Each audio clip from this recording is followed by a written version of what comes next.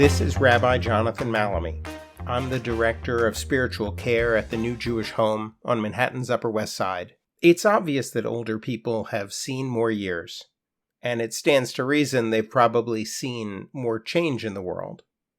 Along with that, there's a very good chance their own lives have contained many chapters. Sometimes, the way a person's life unfolds is very different than what their family or even they themselves imagined. And what is also not obvious is how a person will come to regard those different pieces of their own life, the successes and failures, the detours and surprises, the joys and the pains. What has become of the wounds that they've received, and maybe even the ones they've caused others? How do we relate to those parts of ourselves? Do we lock them away? Do we explore them to understand ourselves better? Do we speak about them to perhaps offer some wisdom to others? The answer may depend on personality. Sometimes it's a matter of courage, and in the end, just the tenacity to stick with it, roll with the changes, and make the most of what's before you today. I'm grateful to my guest this episode for his story, his spirit, and his candor. Are you ready? Let's go. My name is Roger Anderson, and we are in the New Jewish Home. And this is story time with Roger and the rabbi. Now I see the smile. It's great. Okay, go for it. I have always lived in New York, not always the city, but I grew up in a small town in Dutchess County called Fishkill. And after leaving there and coming to the city, I decided I never wanted to live in rural America again. I mean, I just liked all the things that the city has to offer. Take me back to Fishkill. What was your family like? I guess pretty typical, other than the fact that my father died when I was 10. I have an older brother who's 3 years older than I am. He and I, even growing up, never got along terribly well, and still don't. Even after my father died, he must have had incredible life insurance, because our lives didn't change that much after he died as far as just living, He was a chemist for Texaco. So my mother did go back to work just simply to have something to do. Had your father been ill, or was it a sudden event? Very sudden heart attack at the age of 49. He was involved in a lot of different things. Like he was treasurer of the Knights of Columbus. He was big in the Elks. I wish I got to know him better, but he was never around at night. He'd come home from work, we'd have dinner, and he'd go out to whatever group he was with. And as a matter of fact, he died in the KFC hall doing treasurer's work. It was a shock to everybody. Both he and my mother grew up in Chicago.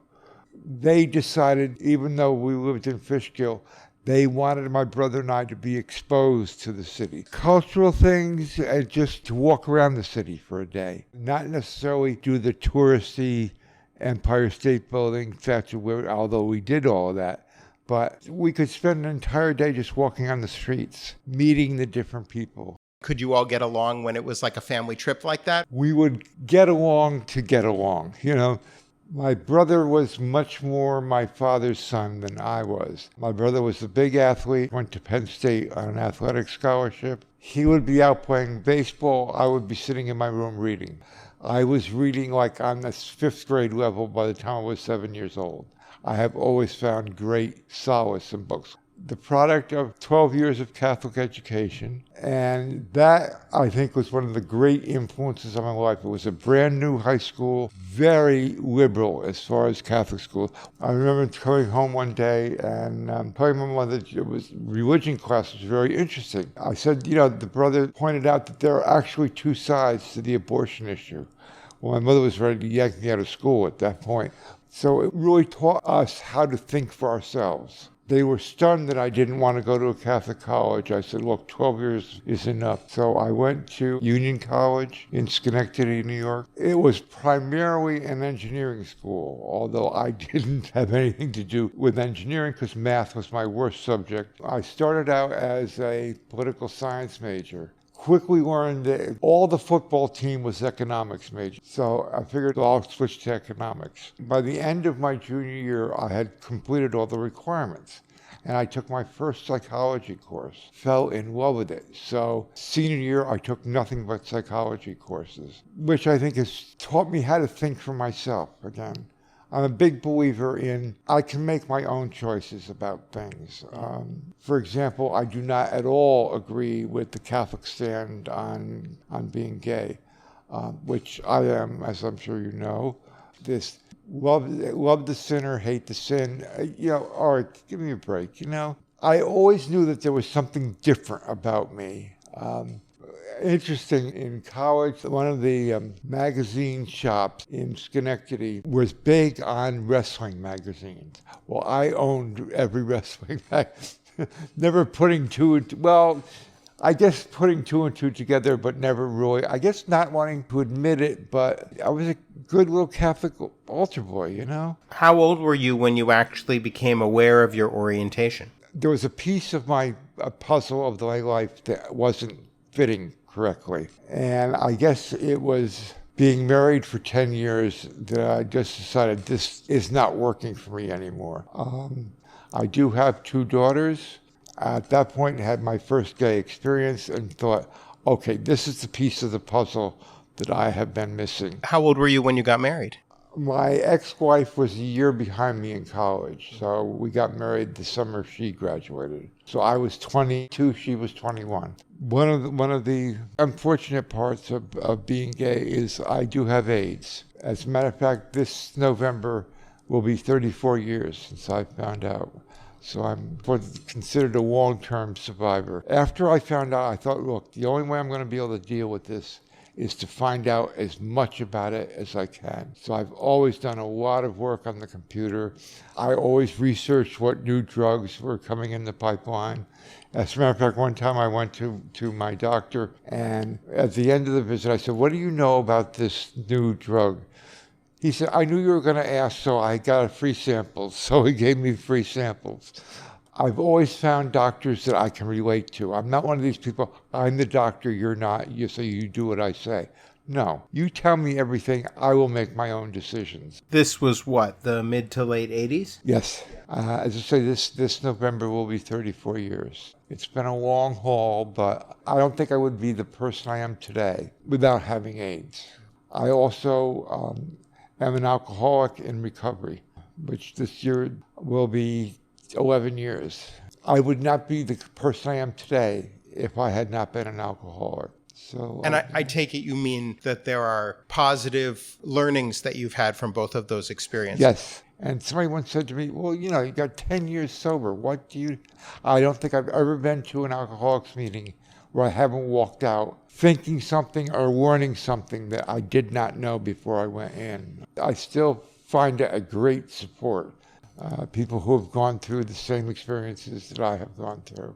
I look back on those things as, again, kind of learning experiences. Taught me a lot about myself. You mentioned that you have 2 daughters. What's your relationship like with them? Okay, not good. They could, in some ways, deal with the fact that I had a terminal illness. But what they could not deal with was this alcoholism.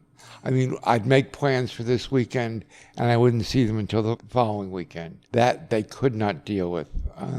So when you came out and the divorce from their mother, was that a big deal for them, or was it these other issues later on? I think it was much more of a disruption for them than I realized at the time. I mean, I knew that I was going to be affecting their lives and their mother's life terribly. The other thing was I was not honest with my wife why I wanted to get a divorce. And shortly after the divorce, I met somebody and I thought, why did I ever even go through all this, I always thought that being gay was something I would have to hide. But Ron was very open, had a great job, and okay, I can do this, Have never, ever regretted the decisions that I've made. As far as that's concerned. I feel sorry that I've lost contact with my daughters. Gay, straight, blue, green, What father doesn't dream of walking their daughter down the aisle? I've never had a chance to do that. There were certain trade-offs that I had to make myself happy. I mean, to the outside world and my ex-wife's and my friends, it always appeared like I was very selfish. But I had to do this to make myself happy, and I wanted her to be as happy as she could be. And I knew at some point I was not going to be able to do that. And do you have a sense of whether she was able to create a different chapter for her life? She's married to a very good friend of mine. We both worked at Hofstra University. My understanding is they're all very happy. And I think my daughters were happy because when they got remarried, he had daughters that were the same age as my daughters. So created a whole different kind of family. Life is life. You mentioned Hofstra. Yes. Tell me about your time there. When I graduated from college, I decided if I had the money, I was never going to leave college. So I decided the next best thing is to work for one. So I started working at a small college in upstate New York called Hartwick College. Through that, I met people who worked for Hofstra doing admissions work. And they said, look, we have an opening in our office. Would you please apply? So I applied, got the job. For some reason, the woman who was the dean of students fell in love with me. So she had an opening at one point in her office. She said, would you please apply? So I ended up being associate dean of students and director of university advisement. I enjoy people, and working with people and helping people has turned out to be a big part of my life. Like for years, I did a lot of volunteer work for GMHC because they helped me at certain points, and I believed in giving back to those who would help me. I first started out just doing the AIDS walk, and then through that met people and just started volunteering for them. What years were you at Hofstra? Like from the mid-'70s until like the mid-'80s. I eventually just had to quit working for health reasons. At points with the virus, I had been very, very sick. As I say, at one point I called my brother, and this is the beginning of November, and said, look, if you want to see your brother alive, you better get here before Thanksgiving. So I was there for 8 months. Came in on a stretcher and walked out on my own steam. Every part of my life has turned out to be a real learning experience in one way or another. Even the darkest times. You wouldn't have wanted to know me when I was an active alcoholic. Nobody else would have either. But again, it's going through that has taught me things about myself. So I'm just thinking about the time in which you grew up and what it's like to be a gay person growing up then, and compared to, say, what it's like to be a kid growing up who's gay now. They have a very different set of options. Oh, yes. As I say, at the time I was growing up, I really didn't associate with being gay. I just knew I was different than most of my friends. At the point, I knew what gay was and everything, again, but I was a good little Catholic altar boy. You're not allowed to be gay, you know?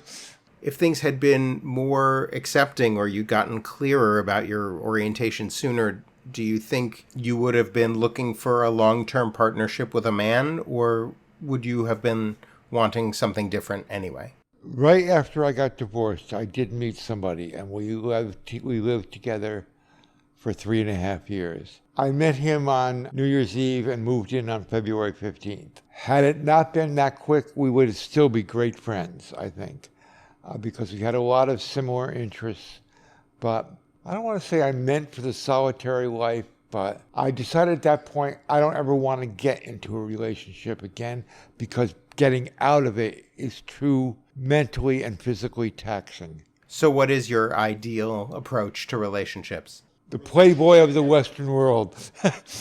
You're happy partying about. Yes. I mean, I was happy with Jim, and Jim it was a great life we had together in a lot of respects. He was a travel agent.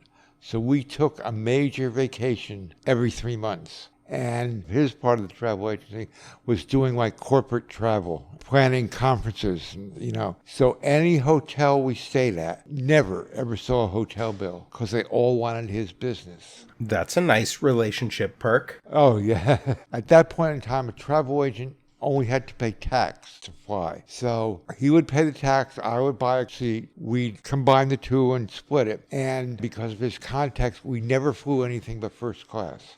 I mean, you can fly without a glass of champagne ahead of time.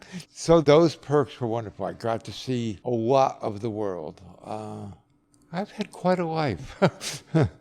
Somebody once suggested to me I write an autobiography. What would you title it? Been there, done that. And here I am at the new Jewish home. And what brought me here was 15 years ago, I fell down subway stairs, broke my knee and my hip. All that got repaired. And then one day, the building that I lived in had the old big cast iron steam radiators. Well, I fell against that and basically broke the hip again. One Saturday morning, I fell out of my wheelchair and just could not get back in. So I had to call EMS. I just knew at that point I needed more help than I was getting at home. I had a home health aide who was fabulous. But if I fall out of the wheelchair again, I'm going to be alone in my apartment, So I came here. But I'd much rather be out on my own, grinding my own coffee beans in the morning. But as I say, these are the cards I was dealt. Let's play them the best hand we can.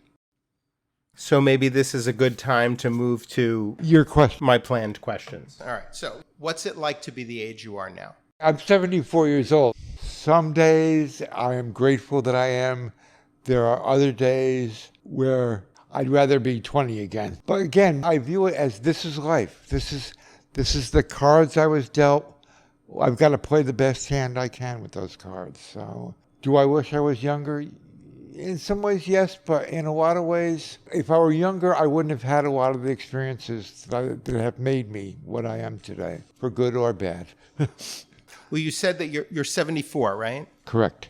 And you said that your father died when he was 49. Right. Do you reflect on that, the shortness of his life and your years beyond him? I wonder what he would be like now if he hadn't died. The one relative I miss most was his mother. Grandma Ruth and I had almost like a, not spiritual, but mental connection. Like when I was in college, on the 25th of the month, I'd be out of money. I didn't want to bother my mother and say, send me another check for $25. The next day, somehow a check from my grandmother would arrive in the mail. She would have been the first family member I would have told that I was gay. And I can hear her saying, I don't understand it, but are you happy? Because that's all she wanted, was for her grandsons to be happy. So I miss her a lot because we had this kind of connection. Did you get that acceptance from anyone else in your family? Really, no. My brother had a lot of problems dealing with it. And then when I got AIDS, he had a real lot of trouble with it. But I had to finally think for myself, that's his problem. I have enough of my own problems. I don't need yours too. I was struck, even in your imagined conversation with Grandma Ruth, I could feel that it gave you some comfort even to live in the confidence that would have been the reception. Oh, yes. Yeah, I know it would have been. I still, in my mind, hear her voice every once in a while. And I can hear her saying that. I don't understand it, but are you happy? As I say, because that's all she wanted for her grandson. Well, she would have preferred if I became a Catholic priest or a chef. I don't know how the two connected, but... Second question. What's something about you today that would surprise your younger self? That I am as content with my life as I am. I was always striving for something better, whether it was a relationship or more money or a job that I was happier with. I was always looking to go to the next step to be better. I'm content now, And how did that shift happen? I guess just through all the experiences that I've had. One of my favorite songs is the Edith Piaf song, Je ne regrette rien, I regret nothing. I really don't regret anything. As I say, I've been through a lot, and They've all made me the person I am sitting here talking to you today, being as free to talk about my life as I am. Even though there was certainly plenty of pain in some of those experiences. Oh, yes. Yeah. I guess through pain comes wisdom in some ways. At least for me it has. You know, going through these things has taught me something about life and about myself in that life. And I don't feel I have to strive for anything more. What has been your experience of discrimination or prejudice? I can't ever remember really being discriminated against. I think because, okay, this is who I am, like it or not. I'm not going to change. You're going to have to change if you don't like it. You know, I mean, I've never been discriminated in housing or anything like that. You know, I always wonder though, in coming to a place like this, brand new to me, how open am I going to be? There's always a chance in a place this large that I'm going to meet somebody who's really homophobic. Again, that's their problem, not mine. I've learned to look at it that way. And what do you look around for to see whether or not it's a safe place to be open? I just in talking to people, you can judge even by comments that they make. I guess I'm not going to put up with discrimination. This is Roger. You know, you don't have to like Roger, and chances are Roger's not going to like you then. You know, so it's mutual. Were you ever physically afraid that somebody would harm you as a result of knowing that you were gay? Yes, and I was harmed. At one point, I had a boyfriend who lived in the Bronx, and he was black. We had gone out to dinner, and he lived right near a park. So we were walking through the park the way back to his apartment. And I guess we stopped to kiss or something. And out of the bushes, we both got mugged. I think that's the only time I've ever really felt afraid. I'm comfortable in my own skin. It sounds like you've become a person who's just like, well, here I am, take it or leave it. Yeah. This is Roger, you know? Next question. Next question. If you could send then a helpful message back through time to your younger self, what would you tell him? Be honest with yourself, and there's no reason to hide any part of yourself. As I say, I've never, other than that one time, I've never been physically threatened. So I don't know what it would be like to go through life feeling that I had to hide it, you know? Because it sounded like from the time that you really understood that you were gay, you didn't spend much time closeted. No. Right? It was more of not quite realizing or putting the pieces together until. Right? Yeah, I guess that's a different story than people who know that they're gay but stay closeted.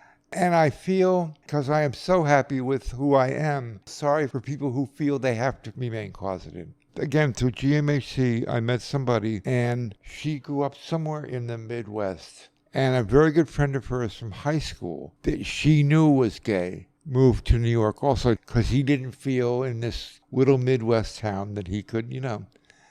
He got AIDS and was facing a very imminent death, wanted to die at home. His parents found out he was gay when he got off the plane on a stretcher. That had to be really terrible for his parents and really terrible for him, thinking that's the way my parents have to find this out. So what I'm taking away from your perspective is that it's better to have the truth out and deal with the consequences than to do any other gymnastics around it. Correct. That was a very good way of putting that. I like the word gymnastics. I can't see not being myself. You know, to thine own self be true, you know. All right, last question on my list.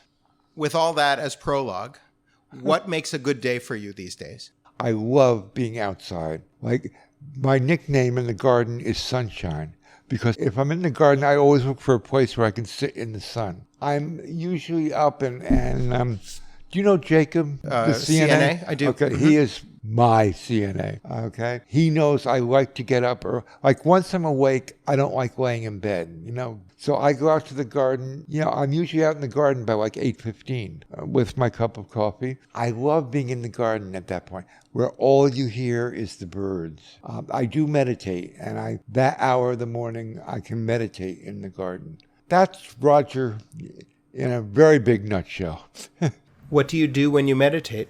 Really, the structure is just trying to put everything out of my mind. Concentrate on the birds singing. Concentrate on my breath. I have no trouble being by myself. Somebody once said, well, isn't that lonely? I said, no, there's a very big difference between being alone and being lonely. I just love that time of the morning. The sun is just, well, it's not fully in the garden yet, but just listening to the birds, looking at life. With that in mind, I think this is a good place to stop. I wish you luck. I will be around to collect my Academy Award. Excellent. Thank you very much for being a part of the discussion. Well, thank you. Yeah, you're very welcome. Thank you for letting me ramble. A pleasure. Non, rien de rien. Non, je ne regrette rien. Ni le bien qu'on m'a fait, ni le mal. Tout ça m'est bien égal. Just last week, 40 members of the new Jewish home community walked down Fifth Avenue as part of the NYC Pride March. It's our 7th year participating, and we had a marvelous time. Roger, however, couldn't join us. He graciously rebuffed my invitation, telling me he had a previous invite to watch the festivities from a local friend's balcony along the march route. As we mark the end of Pride Month 2023 for the entire LGBTQIA+ community, I'm happy to know Roger better and to strive to take in his courageous example, to learn from every chapter of life, and seek to live a life of no regrets, and whenever possible, freshly ground coffee beans.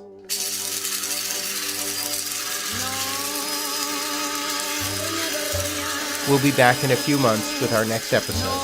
See you then.